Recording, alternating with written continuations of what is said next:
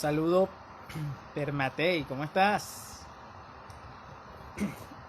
Bueno, aquí ya haciendo la prueba de conexión para iniciar desde esta cuenta ahora de lo que viene siendo el espacio del proyecto de ¡Qué escándalo! Ya tenemos 3 programas anteriores. Lamentablemente tuvimos que optar por cambiar la cuenta para las entrevistas debido a que ya se están lanzando las nominaciones, perdón, las nominaciones a Premios Dignidad LGBTIQ 2020. Entonces, en la cuenta de Dignidad se estarán haciendo este tipo de publicaciones y por eso el espacio de ¡Qué escándalo! Lo vamos a transmitir por esta cuenta a partir de este momento. Entonces vamos a ir esperando a que haya personas que se vayan conectando, porque hoy tenemos una entrevista muy espectacular, una invitada de lujo, una invitada especial que estará compartiendo con todos y cada uno de nosotros y bueno, con las personas que se estén conectando a esta transmisión de ¡Qué escándalo! Número 4. Sí, señor, le tocó a Richelle Briceño el número 4. Así que bueno, estaremos en estos momentos allá haciendo las pruebas de conexión y animando a que las personas se puedan ir sumando a esta posibilidad de tener un contacto directo con estas personas. Aprovechando los filtros de aquí de Instagram para tener un poquito más de resolución. Me gustaría saber si alguna de las personas hay algún tipo de interferencia o de desconexión. Por favor, si me pueden hacer llegar esa información en un comentario, se lo agradecería. Y bueno, vamos a ver, vamos a estar preparados con nuestra invitada de que se vaya conectando también e iniciar esta entrevista. De todas maneras, la entrevista va a estar en nuestro espacio, en Guindado, obviamente en este perfil, toda esta entrevista. Saludos a Catherine que se está conectando por allí. Ah, Catherine, wow. Bienvenida a este espacio de ¡Qué escándalo! Bueno, así haciendo la prueba de conexión. Y bueno, ya como pueden ver en el fondo, tengo mi bandera LGBTIQ que me tenían por allí, la tenía prestada. Entonces tuve que cambiar de set en estos momentos.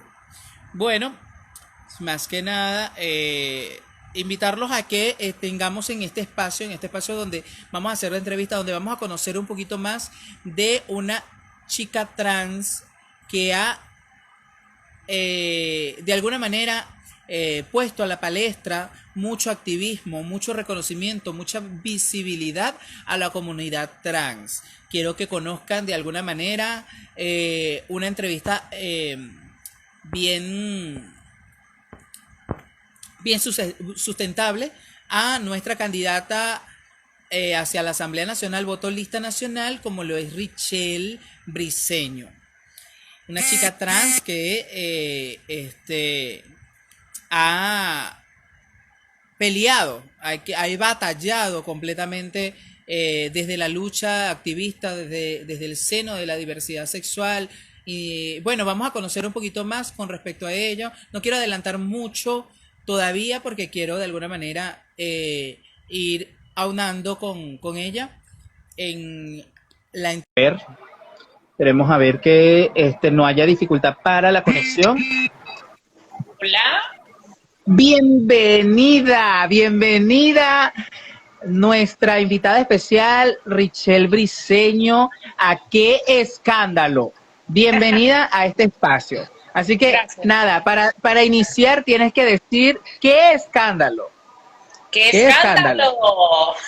Bueno, ¡qué escándalo! Con Richelle Briceño, que nos estará acompañando en la noche de hoy por aproximadamente 1 hora de entrevista que vamos a tener aquí para conocer un poquito más. Gracias de antemano por la disposición de tener junto a nosotros en este momento de poder conocer mucho más de una persona que de alguna manera yo, de manera personal, he conocido como una batalladora, como una persona que ha hecho un trabajo impresionante para la visibilidad de la comunidad trans en Venezuela. Así como muchas personas han pasado por la historia de la comunidad sexodiversa, género diversa en Venezuela, efectivamente está tu nombre como propulsora, como pregonera a toda esta encamada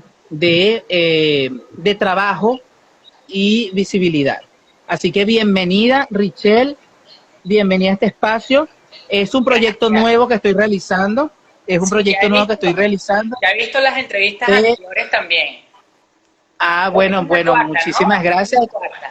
Son cortas, pero para ir amenizando un poquito, a ver, agarrándole el hilo a toda esta cuestión tecnológica que nos ha hecho innovadores. Lo bueno que ha hecho la pandemia es eso, que nos ha hecho innovadores para podernos comunicar, para poder estar cercanos. Así que, bueno, sin más preámbulos, Richelle, vamos a empezar con las primeras preguntas que vienen siendo prácticamente, ¿dónde empezó Richelle? ¿Cuál es ese momento? ¿Te vas a trasladar ese momento y de tu infancia, de tu niñez, a ese pasado? No sé realmente si tenga algún percance personal, tocar algunos temas con respecto a eso, no lo sé. Personalmente no conozco un poquito de eso, pero sí nos gustaría saber exactamente dónde, en qué momento, en qué edad empieza Richelle y cómo fue ese momento, cómo te diste cuenta de que hay cosas que no estaban en su lugar. Cuéntanos, este es tu espacio. Gracias, Miguel. Gracias por la invitación, gracias por abrir el espacio. Yo considero que es importante que podamos expresar todas las visiones. Y yo formo parte de una nueva visión en medio del activismo, ¿no? Fíjate lo siguiente, ¿dónde nace Richelle? Richelle nace en el momento que sale del vientre de su madre. En el momento que yo nací, en ese momento nació Richelle. Ahora, que me hayan impuesto y me hayan colocado una identidad conforme a la manifestación externa de mi biología, ya eso es otra cosa, pero Richelle nace en el momento en que sale del vientre de su madre. Ahora bien, las personas gay, lesbianas, bisexuales, trans, intersex y queer, no somos personas que de repente, hoy me descubrí como una persona trans. No, las personas nacemos así. Tú cuando, por ejemplo, le dices a una persona heterosexual, ¿en qué momento te diste cuenta que eras heterosexual? Tú naciste heterosexual. O sea, no es una decisión de vida, es un sentimiento estructural que transversaliza tu vida y forma parte del libre desenvolvimiento de la personalidad. Entonces, Richelle, obviamente, siempre estuvo en mí, siempre ha estado en mí. Mi esencia es Richelle. Obviamente, pues, naces en una familia conservadora, digamos, cristiana, católica, y ellos, tu familia, tu entorno, tu sociedad, te van construyendo tu closet. ¿Qué puedes hacer y qué no puedes hacer? ¿Qué debes sentir y qué no puedes sentir? ¿Cómo te debes expresar y qué no debes expresar? Cuando se produce esta imposición de roles, la persona Richelle se siente incómoda porque no es lo que quiere hacer. Quiere ser tratada de otro modo, quiere vestirse de otro modo, pero cuando tú manifiestas esa intención, las personas a tu alrededor te dicen, tu familia y demás personas te dicen, no te puedes comportar de esta manera. Un niño no llora, un niño no juega con muñecas. Entonces, obviamente allí empieza todo el encasillamiento, ese closet que para algunas personas es más fácil romperla y para otras es más complicado. Te puedo decir que existen personas trans que fallecen sin haber tenido la valentía de decirle al mundo, yo me siento así, yo soy así, o lo hacían a escondidas, o por ejemplo se vestían de mujer escondida, pero nunca tuvieron la valentía de decirle al mundo, yo nací así, yo soy así. Entonces, obviamente, sobre ese patrón cultural hay que trabajar. Hay que trabajar sobre el patrón cultural de pensar que una mujer trans o un hombre trans es una vergüenza social o es una vergüenza para la familia. Y no creo que el mejor modo de hacerlo es propiamente contando nuestra historia. haciéndole saber a las personas de dónde venimos, quiénes somos, cómo crecimos, y obviamente pues llega el momento en que quieres romper ese closet, y ya el solo hecho de salir te hace una persona valiente, porque obviamente te estás enfrentando a un sistema patriarcal. Aquí el sistema, aquí los enemigos no somos entre las personas, aquí el enemigo propiamente es el sistema, el cómo pensamos, a qué nos han acostumbrado. Y bueno, esa es Richelle Briceño. Richelle Briceño ha existido desde el momento en que salió del vientre de su madre. Ajá. Cuéntanos, Richelle, el momento familiar, ¿cómo fue realmente la receptividad en la familia de Richelle, siendo una familia cristiana, católica? ¿Será practicante tu familia? ¿Tuviste alguna imposición cultural familiar que de alguna manera tuviste algún problema esencial, obviamente, dentro del seno familiar? Sí, bueno, fíjate, hace un momento nombré el patrón cultural, ¿no? Hacer la transición de chico a chica, de niño a niña, de hombre a mujer, implica también una transición para la familia, porque la familia, por desconocimiento, por desinformación, no saben cómo asumir esta nueva realidad de su familiar trans, de su hija trans o de su hijo trans. Entonces, ellos también inician como una especie de transición. No solamente transiciono yo, también ellos. Y obviamente al principio para toda familia es un choque, es un trauma, es un sentimiento de incomprensión. Particularmente yo, salí de mi casa cuando yo decidí asumir que yo soy una mujer trans, que yo quiero ser feliz, porque así me siento. Yo salí de mi casa. Mi mamá, recuerdo que la noche anterior me dijo, pero me vas a abandonar, me vas a dejar sola, porque nosotros somos 4 hijos. Y la única que estaba con mi mamá en ese momento era yo. Ya los demás se habían ido de casa. Y mi mamá no me corrió de la casa, aun cuando para ella fue muy difícil los 2 años siguientes. Pero yo dije, yo no puedo someter a mi mamá a este estrés de verme cambiar todos los días, ¿no? Ella obviamente pues se sintió muy dolida por mi decisión, ¿no? Se sintió muy dolida por todo lo que significaba culturalmente la transición de Richelle Briceño. El que dirá la familia, el que dirán las amistades, el que dirán los vecinos, porque obviamente estamos como muy conectados, muy atados al que dirán los demás. Exacto. Pero pasado el tiempo, pasado esos 2 años, casi 3 años, yo regreso a mi casa. Este live, lo estamos haciendo desde mi casa. Y yo soy la hija de mi mamá. Yo soy la hija de Carmen Elena. Y mi mamá me dice, reina, princesa, hija, cuídate. Mis hermanos me dicen hermana. Mis sobrinos me dicen tía. Mi abuela me dice nieta. Mis primos me dicen prima. O sea, es digamos como un proceso. Es un proceso de educación, de formación, de deconstruir toda esa ignorancia que se ha generado en torno a las personas trans. Y yo creo que en mi familia eso se logró, porque de mi familia lo único que yo recibo es amor, cariño, respeto. Mi familia me respeta como no tienes idea. Ojalá y todas las personas trans en este país tuvieran la oportunidad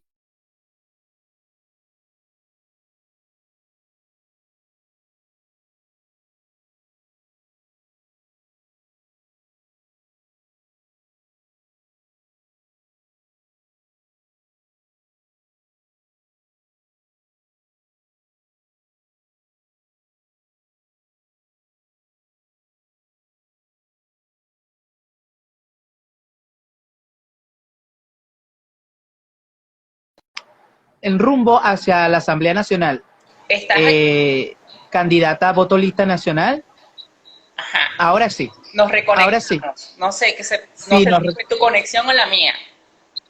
No sé exactamente, pero existió allí una fase. Pero lo bueno que ya estamos de cerca, quedamos exactamente en esos patrones culturales que de alguna manera hubo incidencia y adaptación y modelación de cómo te veía, la forma que te veía tu familia. La familia. Cuéntanos algo, sí. Richelle. Quiero retomar la idea, Miguel. Quiero retomar la idea okay. porque fíjate, ojalá y todas las personas trans tuvieran el apoyo familiar. Si tú no tienes apoyo familiar, ¿qué hace una persona trans? Se va a la calle, hace de la calle su familia.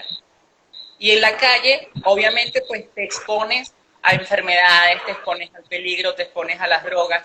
Por eso es que la expectativa de vida de las mujeres trans en América Latina es muy reducido, apenas hasta los 35 años. Quienes logramos pasar esta barrera somos casos excepcionales, pero la idea sería que las mujeres trans y los hombres trans tengan exactamente las mismas oportunidades que tienen todas las demás personas. No tenemos ni más ni menos derechos. Tenemos exactamente los mismos derechos a tener la educación, a tener familia, a tener salud, a tener calidad de vida. Y bueno, sobre eso hay que luchar, hay que avanzar. Cuéntanos algo, Richelle, cuando decides enfrentar al mundo y ser visiblemente Richelle, te encontraste exactamente con una Venezuela ¿cómo? O sea, en ese momento de tu inicio, ¿cómo fue ese afrontamiento social que tuviste ante esa Venezuela anterior o a esa Venezuela que te tocó enfrentar en ese momento? Bueno, fíjate, yo inicié mi transición ya hace 6 años. Digamos que mi transición en términos de tiempo es corta. Hace 6 años yo puedo decir que Venezuela socialmente ha sido un país donde sus ciudadanos han aprendido a respetar a las personas por sus diferencias.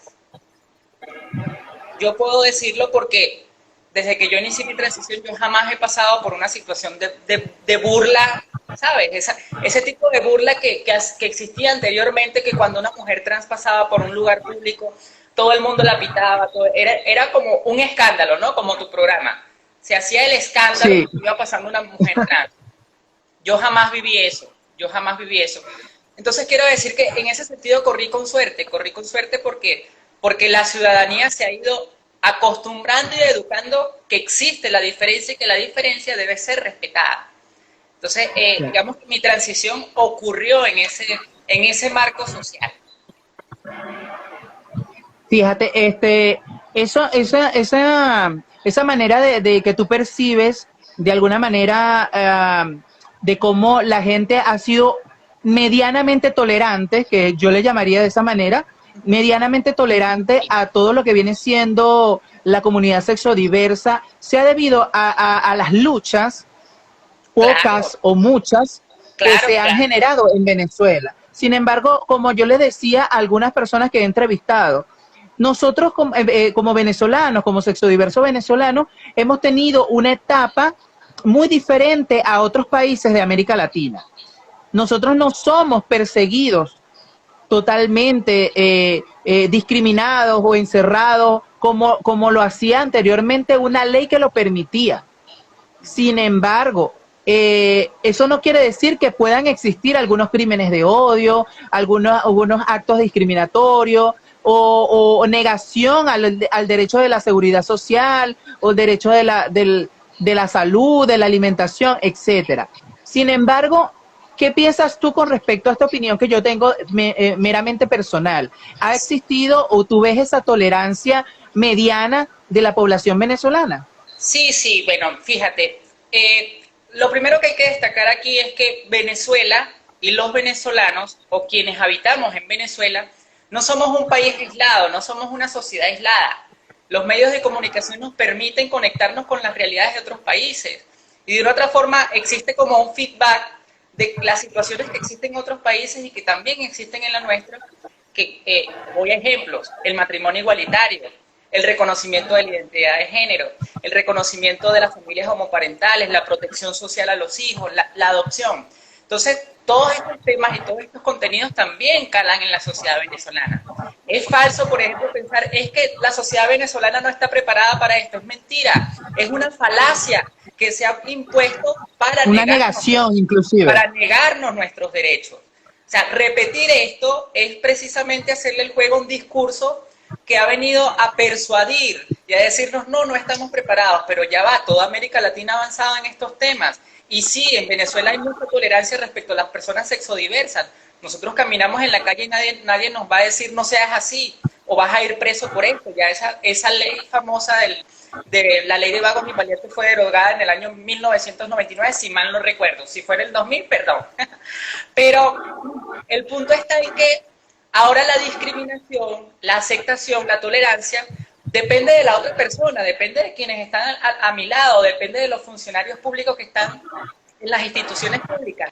Pero no hay una ley concreta, firme, en bloque, que les diga, quieras o no quieras, debes respetar a la comunidad LGBTI. O sea, queda más a consideración de la persona que obviamente ha sido formada en la tolerancia, en el respeto, en la aceptación de los demás, pero no existe en Venezuela un bloque de legalidad que permita a nosotras, a nosotros, a nosotres, ¿verdad?, defendernos ante situaciones de discriminación, defendernos ante situaciones de violencia, de crímenes de odio. Existe una ley de odio, una ley que es más bien de publicidad para las personas que hacen publicidad al odio, incitación al odio.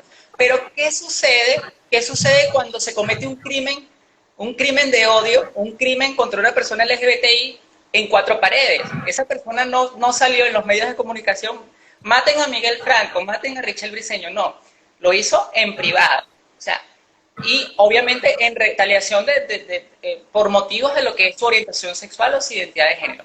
Entonces, en este sentido, es que yo pienso que debemos avanzar, porque no podemos dejar a consideración del otro, de los terceros, si respetan o no me respetan, si me entregan la bolsa de CLAP o no me entregan la bolsa de CLAP, si me atienden en el hospital o no me atienden en el hospital. ¿Me explico? No sé si logras ver la diferencia. O sea, hay que pasar de la consideración del otro a la exigencia del otro por respetar mis derechos. Bueno, fíjate, por allí están algunos comentarios que nos están haciendo.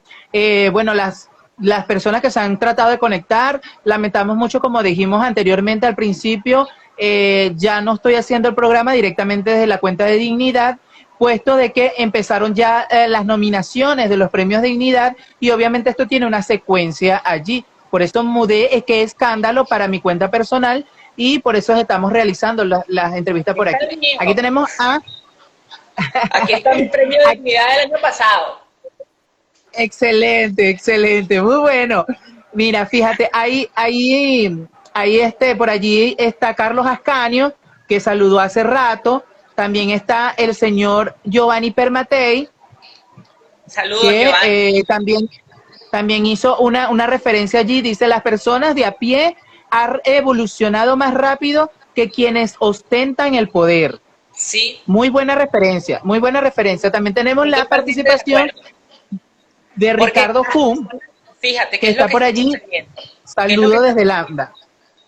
¿Qué es lo que está sucediendo con esa afirmación que hace Giovanni, que además es súper interesante y pertinente?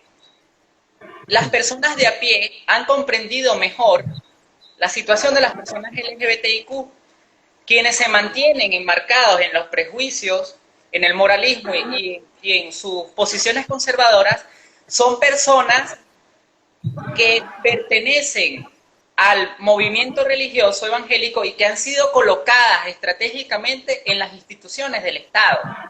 Estas personas tienen como fin precisamente obstaculizar todo progreso, todo sistema jurídico progresivo que pueda materializar y objetivar la lucha LGBTI. Entonces, este es un llamado porque obviamente, la Constitución se define como un Estado laico. ¿Qué significa un Estado laico? Que hay libertad de creencia, que ninguna creencia se impone a otra, que ninguna religión se impone a otra, pero sobre todo que ningún valor religioso va a imperar sobre el sistema de conducta de los ciudadanos venezolanos, ¿no? O sea, si yo, por ejemplo, impongo dogmas cristianos a la sociedad, yo estoy irrespetando el Estado laico. O sea, o se es Estado laico o no se es. O se es un Estado confesional y lo asumimos, o no lo somos. Claro.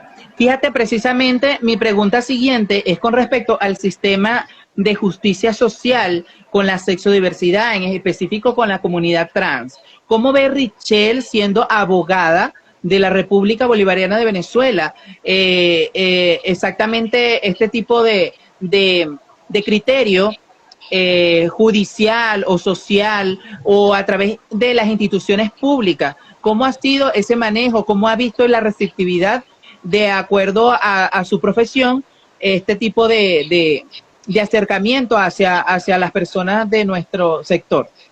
Sí, ha sido un camino muy largo. Yo lo he dicho en otras entrevistas. Richel Briceño no viene aquí a descubrir el agua tibia. Detrás de mí, muchos años antes de que yo asumiera mi liderazgo dentro del activismo de derechos humanos, hay personas que algunas ya ni siquiera están, pero que construyeron un proyecto de comunidad LGBTI, de respeto a los derechos de la comunidad LGBTI. Hasta la fecha aún no hemos podido ver, no hemos visto la concreción de esos derechos, digamos, en una ley que tú puedes decir, esta es una ley seria que protege realmente en todos los aspectos a la comunidad LGBTI, o esta es una ley seria que protege integralmente a las personas trans. Eso aún no lo hemos logrado. Entonces, por eso digo que el camino es largo, y no lo hemos logrado por lo que expliqué anteriormente, por quienes ocupan los puestos de decisión en el Estado venezolano. Correcto, porque aquí no se trata de una cuestión económica. No, es que no es el momento porque el país está quebrado. Aquí estamos hablando de una cuestión de voluntad política. Porque para tú legislar, para tú emitir una sentencia, tú no necesitas dinero, tú necesitas voluntad política, y tú debes tener el enfoque de que la preeminencia de los derechos humanos está por encima de cualquier prejuicio, de cualquier valor moral. Entonces, hasta que esto no lo entendamos, y hasta que, y hasta que nuestros políticos no estén formados en derechos humanos, entonces significa que personas activistas de derechos humanos tenemos que hacer política. No es el deber ser. No es el deber ser. El deber ser es que nuestros políticos y quienes asumen puestos de poder y decisión dentro del Estado venezolano estén formados en derechos humanos. Entonces, el camino es largo. El camino es largo, hay muchas leyes que aprobar. El matrimonio igualitario es uno de ellos. Hay personas que me dicen, bueno, pero si les ofrecemos otra figura. Ajá, pero ya va. Somos iguales en derecho y dignidad. ¿Por qué me vas a ofrecer otra figura? Yo la acepto, pero el matrimonio igualitario tiene que ser una meta, tiene que ser un objetivo común, porque no existen ciudadanos de segunda y ciudadanos de primera. Es como que tú digas, bueno, a ustedes los afrodescendientes le vamos a establecer un término distinto a la libertad. Es algo ilógico porque estás separando a los ciudadanos, los estás etiquetando como ciudadanos de primera y ciudadanos de segunda. Luego, el tema de la identidad de género. ¿Cuántas situaciones de discriminación podríamos ahorrarnos las personas trans si tuviéramos una documentación acorde y congruente con nuestro ser, nuestra forma de existir, nuestra forma de sentir? No hay nada que pueda descolocar más a una mujer trans que ser expuesta ante el público con una identificación que no le corresponde. Entonces ya esa situación es una situación de vulneración de derechos humanos. Es una situación de sometimiento al escarnio público, de sometimiento a la humillación, de sometimiento y menoscabo de la honra y del valor de la persona. Richel, cuéntanos, fíjate, se han introducido varios documentos en el Tribunal Supremo de Justicia, se han realizado trabajos desde el seno de la Asamblea Nacional Constituyente. ¿Has tenido relevancia con respecto a algunos de esos documentos? Cuéntanos exactamente qué respuestas han otorgado las instituciones con respecto a estos casos. Fíjate, la peor discriminación que podemos vivir las personas LGBTI es la discriminación por omisión. Yo te recibo el documento, excelente, nos tomamos la foto, pero no hago nada, lo engaveto, allí lo dejo. Claro, allí también hay otra parte, cómo la comunidad LGBTI presiona para que eso no se quede allí en ese baúl, en el baúl de los recuerdos. Porque una de las cosas que más necesita la comunidad LGBTI es actuar en bloque. No importa cómo pienses, no importa cuál es tu posición política, religiosa, tu situación económica. Eso es una variante que no debe influir en la lucha de la comunidad LGBTI, porque al final de cuentas cuando a ti te van a discriminar, a ti no te van a preguntar si tú vienes de Chacao o vives en el centro o estás en Petare. A ti te van a discriminar Claro. por lo que tú eres. No te van a preguntar, ¿tú qué piensas sobre Chávez o qué piensas sobre fulanito, o qué piensas sobre Maduro, o qué piensas sobre Guaidó? No, la discriminación se da per se, se da porque sí, solo por el motivo de nuestra orientación sexual y nuestra identidad de género. Entonces, la comunidad LGBTI tiene que amalgamarse, tiene que presentarse en bloques y ser verdaderamente una presión frente a estas instituciones que se burlan de nosotros precisamente porque encuentran contradicciones, encuentran como que, bueno, pero no le vamos a prestar atención, pero el día que nos vean allá en la Asamblea Nacional, todos juntos, amarillos, verdes, azules, rojos, arcoíris completo, ese día, las cosas van a ser distintas. Respecto al Tribunal Supremo de Justicia, allí reposan 5 causas y hasta la fecha no hemos recibido respuesta. No es posible que los magistrados hagan caso omiso del mandato constitucional del deber de justicia. Y no estamos pidiendo, en el caso de la identidad de género, nada que no esté en la Constitución, nada que no esté en ella. Todo lo que estamos pidiendo está allí. Claro. Bueno, fíjate, precisamente tu carrera y tu nombre viene saliendo exactamente o resplandece desde esa lucha que se ha dado conjuntamente con todos los sectores del movimiento social mismo, porque nos reconocemos como líderes, nos reconocemos entre la diversidad con un índice de preparación, de profesionalismo a lo que hemos realizado, a lo que hemos llevado, y efectivamente yo me siento identificado contigo, Richelle, cuando hay un documento de por medio donde tú has realizado, donde tú has idealizado y las propuestas que has realizado. Yo me siento muy tocado con el tema de la comunidad trans, porque efectivamente es algo que para nosotros como sexodiversidad son la bandera primordial de lucha dentro de todo el colectivo, porque son las que se enfrentan el día a día con la sociedad, con el sistema, con el modelo económico, absolutamente con todo. Y son quizás tres veces discriminadas. Y digo 3 veces porque a veces es por su condición social o por su color de piel, el ser transgénero, el vestir o no vestir, a cómo lo estigmatiza la gente, esta manera de hacerlo. Inclusive, me atrevo a preguntar, Richelle, ¿tú crees que a la sexodiversidad actual les hace falta más preparación, organización o dirección? ¿Qué crees tú realmente que le hace falta a las organizaciones como tal, el movimiento social? Sí. Yo creo que en todas las asociaciones y en todos los movimientos de la comunidad LGBTI hay personas sumamente preparadas. Si hay algo que yo tengo que reconocer que en el movimiento LGBTI hay dentro del país, son personas cualitativamente preparadas, profesionalmente aptas para asumir esta lucha. De verdad, no me queda la menor duda. Y aquí tenemos, y como dice por allí, zapatero a su zapato, ¿no? Aquí tenemos personas, claro, en el medio de la comunidad LGBTI que son comunicadores sociales, juristas, empresarios y políticos, y tenemos personas de base, personas que están insertas en la comunidad y que luchan todos los días por visibilizar a la comunidad LGBTI, por hacer respetar los derechos de la comunidad LGBTI. Ahora, en este amplio espectro que yo te acabo de decir, ninguna persona sobra. Todas somos necesarias. Claro. Todas. Entonces, ¿qué nos falta? ¿Organización? Sí, vamos a ponerle un 30% de organización, pero también hace falta dirección. Una de las cosas que yo critico, y ya lo he criticado y no voy a dejar de hacerlo a través de este medio, es que la doctora Tamara Adrián estuvo en la Asamblea Nacional por 5 años.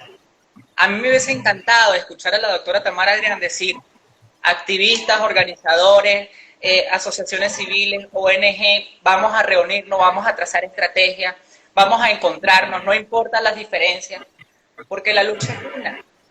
Y hasta que esa dirección, hasta que ese timón no tenga un rumbo fijo, un destino fijo y alguien que lo lidere, porque el liderazgo es es importante personas que lo lideren, perdón, porque aquí la lucha no depende de una sola persona, aquí la lucha depende de todos en conjunto, cada quien en su espacio, como lo dije anteriormente, porque todos tenemos algo que aportar. Entonces, el rumbo será más cierto, el rumbo será más directo y el rumbo será más exitoso. Entonces, yo creo que es una cuestión más de dirección que de personas capacitadas. Aquí la comunidad LGBTI tiene enormes potencialidades. Bien, fíjate, ahora voy en la parte más actual. Cuando Richelle Briceño se encuentra con esa información, con esa disposición de ser candidata a lista nacional por un partido, es decir, cuando Richelle se le informa de esta decisión o asume esta decisión de involucrarse netamente en la política y desde estos espacios, de alguna manera, preparar, obviamente, un camino que es arduo porque es batallador contra un sistema cultural, religioso, patriarcal y machista que quizás podamos ver en la política en su generalidad. Digamos exactamente cuándo se encuentra Richelle en ese momento explícito para Sí. asumir, mira, voy a hacerlo, voy a asumirlo. Sí, es una pregunta interesante, Miguel. Yo te voy a confesar que desde hace tiempo algunas organizaciones, incluyendo algunas personas del PSUV, intentaron añadirme a la estructura política del PSUV, aunque sea como militante. Pero yo siempre asumí, hasta hace 2-3 meses atrás, aun cuando yo lo estaba visualizando, yo decía, bueno, ¿será que aquí las personas LGBTI tenemos que empezar a hacer política para que nos presten atención? Creo que en algún momento lo publicamos en Facebook, ¿no? ¿Será que tenemos que contarnos Sí. y lanzarnos a la candidatura de la Asamblea Nacional de manera independiente? Yo siempre he estado negada, estuve negada a hacer política, de verdad, no me imaginaba haciendo este tipo de cosas. Aunque soy muy crítica del desarrollo político del país, no lo voy a negar, siempre lo he sido. Pero no me veía, honestamente, asumiendo un rol de este tipo.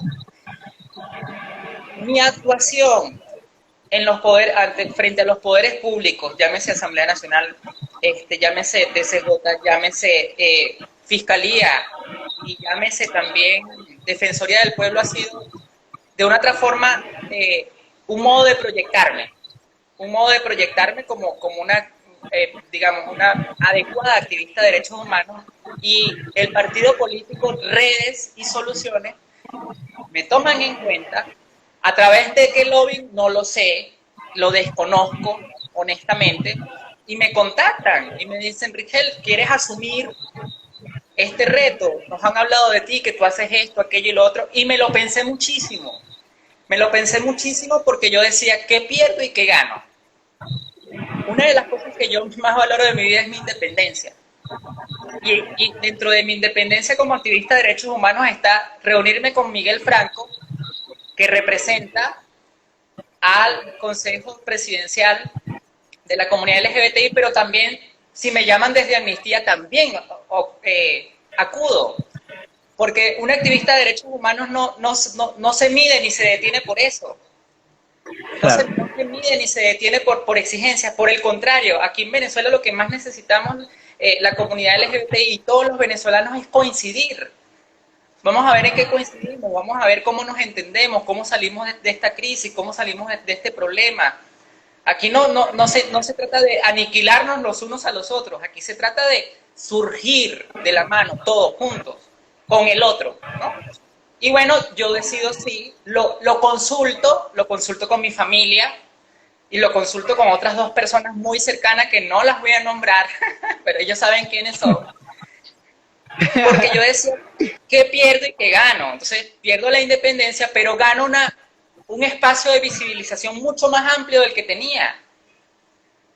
Porque hago presente en la sociedad y en la política que las personas trans no estamos únicamente limitadas al trabajo sexual o al estilismo, sino que existimos personas trans que afortunadamente hemos tenido la oportunidad de formarnos y que nuestra identidad de género no menoscaba nuestras capacidades intelectuales y profesionales. Y de llegar a la Asamblea Nacional, y sé que así va a ser, porque el partido no solo me dio la oportunidad, Miguel, el partido me colocó en una posición, digamos, donde haciendo el trabajo que debamos hacer como partido político, mi presencia podría ser un hecho, puede ser un hecho dentro de la Asamblea Nacional. Entonces, yo espero llegar, y lo primero que haré cuando lleguemos es llamarnos, es encontrarnos, es reunirnos. Yo creo que ese realmente es el camino. Bien, fíjate, por aquí está Ricardo Jun que nos hace una pregunta y nos dice, como diputada Richelle, vas a sensibilizar a 543 diputados que te acompañarán en la Asamblea Nacional y serás aliados o enemigos heterosexuales. Repite, no entendí. Fíjate, no sé si estaba un poquito mal redactada allí.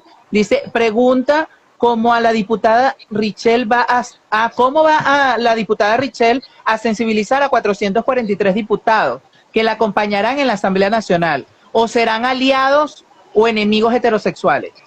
Sí, muy bien, muy buena pregunta. Lo siguiente, en la Asamblea Nacional se hace política y la Asamblea Nacional es un espacio de múltiples visiones. No es un espacio donde una visión se deba imponer a otras. Entonces, la formación, el conocimiento, la deconstrucción de la ignorancia es un trabajo que obviamente debe realizarse dentro de la Asamblea Nacional. Yo conozco ahorita a varios diputados que se han unido a la lucha como heteroaliados, que han reconocido la necesidad de que efectivamente los derechos humanos de la comunidad LGBTI sean respetados y sean vindicados a través de la ley. Entonces, obviamente, esto es un trabajo que debemos hacer, pero no lo va a hacer solamente Richelle Briceño como diputada, porque ¿de qué me vale un nombre en un lugar si no tengo el apoyo de la comunidad fuera? Si no tengo el apoyo de la comunidad que es, de una otra forma, mi comunidad, y que ya Richelle Briceño, una vez esté allí, no es Richelle Briceño, es la comunidad LGBTI la que se encuentra allí. ¿Me explico? Bien, fíjate, hay alguna pregunta que quería hacerte con respecto a varias interrogantes que de alguna manera han surgido de otros espacios. Y es que se permite en la política venezolana hacer campaña con el nombre que tienes actualmente, que asumes como identidad, o es una imposición de alguna manera personal para hacer de alguna manera valer y hacer justicia social como política dentro de la inclusión, dentro de los parámetros electorales. Cuéntanos realmente si es así. Sería una contradicción, Miguel, sería una contradicción que yo como mujer trans me presentase ante este live o ante los medios de comunicación en las redes sociales con una identidad que no es la mía, que no me corresponde, así me la hayan impuesto al momento del nacimiento. Yo estaría llevando allí un contradiscurso respecto a mis derechos. Entonces, no hay ninguna prohibición legal que me limite a mí para usar el nombre con el cual me autopercibo, que es Richelle Briceño. Y esto sobrepasa, obviamente, si el CNE me ha inscrito con mi nombre legal o con mi nombre legal. Eso ya es otra cosa. ¿Quieren saber? Me inscribieron allí en la data del voto lista con el nombre legal. Mientras que a la doctora Tamara Adrián, hace unos años atrás, en el 2015, la inscribieron con su nombre prolegal. Y conecto esto que te comenté anteriormente. Es una disposición del funcionario. No es una ley. Entonces, el funcionario de aquel momento dijo, sí, perdón, vamos a reconocer a la doctora Tamara Adrián y le vamos a colocar el nombre con el cual ella se autopercibe. Pero resulta que el funcionario en este momento dijo, no, vamos a colocar el nombre legal. Entonces, ya es una cuestión de considerar. No hay una breve interferencia. Estamos volviendo a conectar con nuestra compañera y